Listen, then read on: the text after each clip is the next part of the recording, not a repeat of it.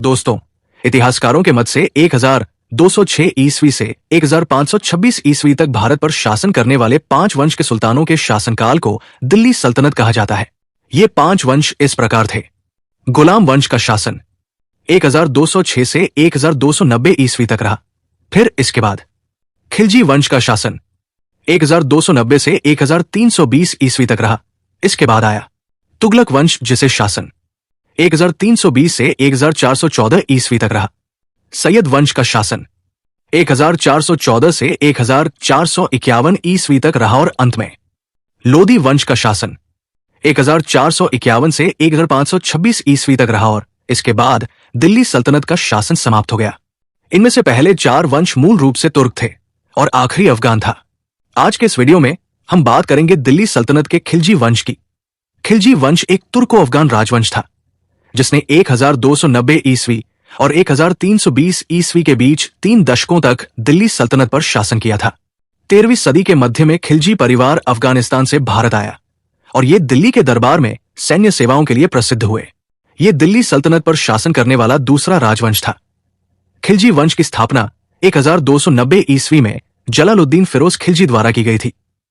खिलजी वंश का दूसरा शासक अलाउद्दीन खिलजी था, जिसने 1296 ईस्वी में जलालुद्दीन खिलजी को धोखे से मारकर सत्ता हथिया ली। आइए वीडियो में जानते हैं अलाउद्दीन खिलजी के बारे में और गहराई से।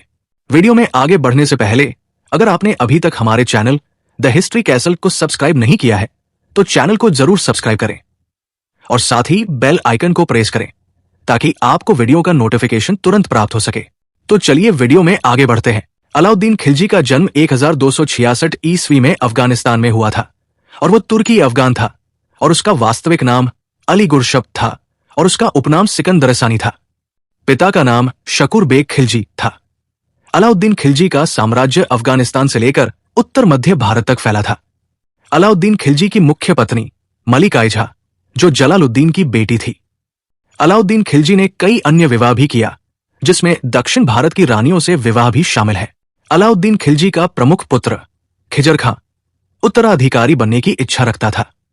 अलाउद्दीन खिलजी के अन्य पुत्र शहाबुद्दीन और कुतुबुद्दीन थे। अलाउद्दीन खिलजी की नीतियां काफी सख्त थी, लेकिन प्रशासन काफी प्रभावशाली था। अलाउद्दीन खिलजी ने मंगोल के आक्रमण को रोकने के लिए कुशल भूमिका निभाई, लेकिन अलाउद्दीन खिलजी को व्यक्तिगत जीवन में क्रूर और महत्वाकांक्षी माना जाता है। जानते हैं कैसे अलाउद्दीन खिलजी ने खिलजी वंश की सत्ता पर कब्जा किया। अलाउद्दीन खिलजी खिलजी वंश के संस्थापक जलालुद्दीन खान का भतीजा था। अलाउद्दीन खिलजी ने खिलजी वंश के खिलाफ हो रहे तमाम विद्रोह को दबाने में बहुत महत्वपूर्ण भूमिका निभाई और उसे अपार धन संपत्ति की प्राप्ति हुई। इस सफलता से उत्साहित होकर अलाउद्दीन खिलजी के मन में सत्ता का लालच आ गया और उसने लालच में आकर अपने चाचा और खिलजी वंश के संस्थापक जलालुद्दीन खान को गले मिलते समय धोखे से अपने 2 सैनिकों के साथ मिलकर मार डाला और सत्ता पर कब्जा कर लिया। इस प्रकार अलाउद्दीन खिलजी 22 अक्टूबर 1296 ईस्वी में खिलजी वंश का दूसरा शासक बना। अलाउद्दीन खिलजी के शासन में उसके विद्रोहियों ने अलाउद्दीन खिलजी के खिलाफ कई बार विद्रोह किया, जिनमें से कुछ विद्रोह किस प्रकार हैं। 1299 ईस्वी में गुजरात के सफल अभियान में प्राप्त धन के बंटवारे को लेकर नवी मुसलमानों द्वारा किए गए विद्रोह। दूसरा विद्रोह अलाउद्दीन के भतीजे अकद खां द्वारा किया गया। तीसरा विद्रोह अलाउद्दीन की बहन के लड़के मलिक उमर एवं मंगू खां ने किया। चौथा विद्रोह दिल्ली के हाजी मौला द्वारा किया गया। इन सभी विद्रोहों को अलाउद्दीन खिलजी द्वारा सफलतापूर्वक दमन कर दिया गया। अब जानते हैं अलाउद्दीन खिलजी और मंगल के बीच हुए संघर्ष के बारे में। 13वीं शताब्दी में मंगोल साम्राज्य अपनी शक्ति के चरम पर था। चंगेज खान के उत्तराधिकारियों ने एशिया के कई हिस्सों में विजय प्राप्त की और उनकी नजर अब भारत पर थी। दिल्ली सल्तनत पर मंगोल आक्रमण 1221 ईस्वी इल्तुतमिश के समय से शुरू हो गया था। मंगोलों का उद्देश्य भारत की समृद्धि को लूटना और सल्तनत पर कब्जा करना था।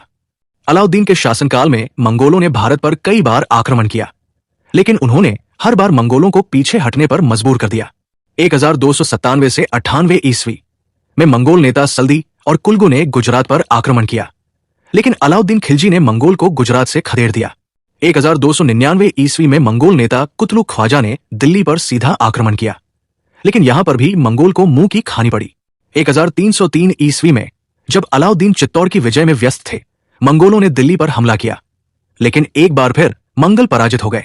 1305 ईस्वी में मंगोल नेता तारतक ने भारत पर सबसे बड़ा आक्रमण किया। तराइन के पास बड़ी लड़ाई हुई जिसमें मंगोल का पूरी तरह से सफाया हो गया। 20,000 से अधिक मंगोल सैनिक मारे गए। इस विजय ने मंगोल को भारत पर आक्रमण करने से हमेशा के लिए हतोत्साहित कर दिया। मंगोल के खिलाफ मिली इस चीज के बाद अलाउद्दीन खिलजी को एक कुशल योद्धा के रूप में मान्यता मिल चुकी थी। अलाउद्दीन खिलजी ने अपने शासनकाल में अपने साम्राज्य को बहुत विस्तार दिया। जानते हैं किस प्रकार से अलाउद्दीन खिलजी ने अपने साम्राज्य का विस्तार किया। 1298 ईस्वी में अलाउद्दीन खिलजी ने अहमदाबाद के निकट राजा करण देव को हराकर गुजरात पर कब्जा कर लिया। युद्ध में अलाउद्दीन खिलजी ने कई व्यापारिक बंदरगाहों को अपने अधीन कर लिया था। खिलजी ने जैसलमेर के राजपूत शासक दूदा एवं उसके सहयोगी तिलक सिन्हा को 1299 ई में पराजित किया और जैसलमेर की विजय की। 1301 ईस्वी में अलाउद्दीन ने रणथंभौर के किले को जीतकर अपने कब्जे में कर लिया। इस युद्ध में हमीरदेव वीरगति को प्राप्त हुए। 28 जनवरी 1303 ईस्वी को सुल्तान चित्तौड़ के किले पर अधिकार करने में सफल हुआ। रावल रतन सिंह युद्ध में वीरगति को प्राप्त हुए और उनकी पत्नी रानी पद्मिनी ने अन्य स्त्रियों के साथ जौहर कर लिया। ये चर्चा का विषय है। 1304 ईस्वी में अलाउद्दीन खिलजी ने मथुरा पर आक्रमण करके मथुरा पर विजय प्राप्त की। नवंबर 1305 ईस्वी में किले पर अधिकार के साथ ही उज्जैन, धारानगरी, चंदेरी आदि को जीतकर अलाउद्दीन खिलजी ने मालवा समेत दिल्ली सल्तनत में मिला लिया। 1311 ईस्वी में सुल्तान की सेना ने कान्हन देव को युद्ध में पराजित कर उसकी हत्या कर दी। इस प्रकार जालौर पर अधिकार के साथ ही अलाउद्दीन के राजस्थान विजय का कठिन कार्य पूरा हुआ। 1311 ईस्वी तक उत्तर भारत में सिर्फ नेपाल, कश्मीर एवं असम ही ऐसे भाग बचे थे जिन पर अलाउद्दीन अधिकार नहीं कर सका था। उत्तर भारत की विजय के बाद अलाउद्दीन ने दक्षिण भारत की ओर अपना रुख किया। अब बात करते हैं अलाउद्दीन खिलजी के दक्षिण विजय अभियान की। अलाउद्दीन खिलजी के समकालीन दक्षिण भारत में सिर्फ 3 महत्वपूर्ण शक्तियां थी: देवगिरी के यादव, दक्षिण पूर्व तेलंगाना के काकतीय और द्वार समुद्र के होयसल। अलाउद्दीन द्वारा दक्षिण भारत के राज्यों को जीतने के उद्देश्य के पीछे धन की चाह एवं विजय की लालसा थी। वो इन राज्यों को अपने अधीन कर वार्षिक कर वसूल करना चाहता था। अलाउद्दीन खिलजी ने देवगिरी के शासक रामचंद्र देव को अपने अधीन किया। बाद में उनकी पुत्री का विवाह खिज्र खां से कर दिया गया। कालांतर में राजा रामचंद्र देव अलाउद्दीन का मित्र बन गया। तेलंगाना में काकतीय वंश के राजा राज्य करते थे। तत्कालीन तेलंगाना का शासक प्रताप रुद्रदेव था। 1310 ईस्वी में प्रताप रुद्रदेव ने अलाउद्दीन खिलजी की अधीनता स्वीकार कर ली। होयसल का शासक वीर बल्लाल तृतीय था। इसकी राजधानी द्वार समुद्र थी। 1310 ईस्वी में इसने भी अलाउद्दीन खिलजी की अधीनता स्वीकार कर ली। चलिए जानते हैं अलाउद्दीन खिलजी की मृत्यु कैसे हुई। अलाउद्दीन खिलजी की मृत्यु 1316 ईस्वी में हुई। ऐसा माना जाता है कि वो लंबी बीमारी से पीड़ित थे जिसमें जलोदर, ड्रॉपसी प्रमुख था। अलाउद्दीन की मृत्यु के बाद खिलजी वंश धीरे धीरे कमजोर होने लगा और 1320 ईस्वी में यह समाप्त हो गया जब गयासुद्दीन तुगलक ने तुगलक वंश की स्थापना की। जानते हैं खिलजी वंश के अन्य शासकों के बारे में। जलालुद्दीन फिरोज खिलजी 1290 से 1296 ईस्वी। खिलजी वंश के संस्थापक अपनी नरमी और उदारता के लिए जाने जाते थे। अपने भतीजे अलाउद्दीन खिलजी द्वारा धोखे से मारे गए। अलाउद्दीन खिलजी 1296 से 1316 ईस्वी वंश का सबसे शक्तिशाली शासक, अपने सैन्य अभियानों और प्रशासनिक सुधारों के लिए प्रसिद्ध। कुतुबुद्दीन मुबारक शाह 1316 से 1320 ईस्वी अलाउद्दीन के बाद शासक बने लेकिन कमजोर और अलोकप्रिय थे। उनके शासनकाल में अराजकता बढ़ गई। खुसरू खान 1320 ईस्वी आखिरी शासक जिसने खिलजी वंश के पतन का मार्ग प्रशस्त किया। तुगलक वंश के संस्थापक गयासुद्दीन तुगलक ने उन्हें पराजित किया। आइए जानते हैं खिलजी युग में वास्तुकला में खिलजी के योगदान के बारे में। खिलजी युग की वास्तुकला में इस्लामी और भारतीय शैलियों का सुंदर समन्वय देखने को मिलता है। अलाउद्दीन खिलजी ने 1311 ईस्वी में दिल्ली कुतुब मीनार परिसर में अलाई दरवाजा का निर्माण करवाया। ये अलाउद्दीन खिलजी द्वारा बनवाया गया एक भव्य प्रवेश द्वार है। इसमें इस्लामी वास्तुकला की उत्कृष्टता दिखाई देती है, जैसे कि अरबी शिलालेख, ज्यामितीय डिजाइन और गुंबद संरचना।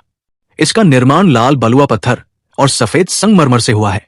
यह भारत में पहली बार सही अनुपात में निर्मित गुंबदों में से एक है। अलाउद्दीन खिलजी ने 1303 ईस्वी में दिल्ली में अलाउद्दीन खिलजी ने मंगोलों के आक्रमण से बचने के लिए सिरी किले का निर्माण करवाया। ये दिल्ली का दूसरा शहर माना जाता है। अलाउद्दीन खिलजी ने 1300 ईस्वी में अपनी सेना और जनता के लिए एक विशाल जलाशय हौजलाई बनवाया। ये लगभग 70 एकड़ में फैला था और दिल्ली को पानी की आपूर्ति करता था। बाद में तुगलक वंश के दौरान इसे हौजे खास नाम दिया गया। जानते हैं अलाउद्दीन खिलजी के दरबार में मौजूद प्रसिद्ध व्यक्तियों के बारे में। मलिक काफूर, जो अलाउद्दीन खिलजी के सबसे भरोसेमंद सेनापति थे और जिसने दक्षिण भारत के अभियानों का नेतृत्व किया, जैसे देवगिरी, वारंगल और पांडे साम्राज्य की विजय। अमीर खुसरो, अलाउद्दीन के दरबार के प्रसिद्ध कवि, इतिहासकार और संगीतकार। तूतिए हिंद, भारत का तोता कहे जाने वाले खुसरो ने फारसी साहित्य और हिंदुस्तानी संगीत में अमूल्य योगदान दिया। उनकी रचना खजाइनुल फुतूह अलाउद्दीन की विजयों का वर्णन करती है। जियाउद्दीन बर्नी, एक इतिहासकार जिन्होंने दिल्ली सल्तनत का विस्तृत वर्णन किया। भले ही उन्होंने अलाउद्दीन के शासनकाल के बाद लिखा, लेकिन उनकी रचनाओं में अलाउद्दीन की नीतियों और प्रशासन का विशद वर्णन मिलता है। काजी आला उल मुल्क, अलाउद्दीन के मुख्य न्यायाधीश काजी उल कज़ात, सुल्तान की कठोर नीतियों और बाजार सुधारों को लागू करने में महत्वपूर्ण भूमिका निभाई। अब जानते हैं अलाउद्दीन खिलजी के शासनकाल में प्रशासन के बारे में।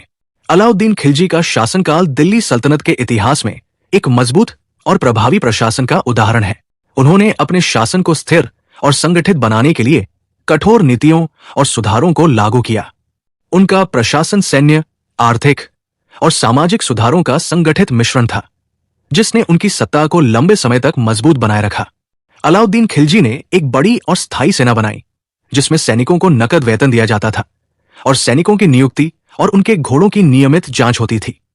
घोड़ों पर निशान लगाने की प्रथा शुरू की गई।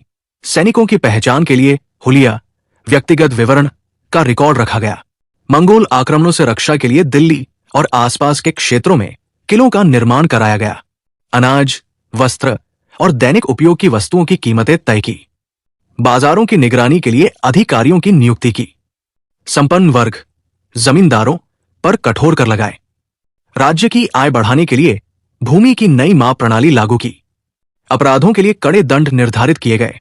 विद्रोह, चोरी और भ्रष्टाचार के खिलाफ कठोर कार्रवाई की। विद्रोहियों को मौत की सजा देने में वे कठोर थे। प्रशासन में शाही आदेश सर्वोपरि थे। मामलों का निर्णय शाही दरबार में किया जाता था। शक्ति को पूरी तरह से अपने हाथों में रखा। प्रांतीय गवर्नरों की स्वतंत्रता को सीमित किया। उन्होंने राज्य और धर्म को अलग रखने का प्रयास किया। इस्लामी धर्म गुरुओं और मुफ्तियों को राजनीति से दूर रखा। गैर मुस्लिमों पर जजिया कर लगाया। अनावश्यक खर्चों और विलासिता पर प्रतिबंध लगाया। शराब और नशीले पदार्थों के उपयोग को सीमित किया। उत्सव और विवाह समारोह में फिजूल खर्ची को रोकने के लिए कानून बनाए। तो ये थी जानकारी अलाउद्दीन खिलजी के बारे में। आपको ये वीडियो कैसी लगी, इसके बारे में हमें कमेंट करके बताएं। वीडियो अच्छी लगी हो तो इसे लाइक अवश्य करें और ऐसी ही अन्य ऐतिहासिक वीडियो को देखने के लिए हमारे चैनल द हिस्ट्री कैसल को सब्सक्राइब करें। मिलते हैं हमारी अगली वीडियो में, तब तक के लिए धन्यवाद। जय हिंद।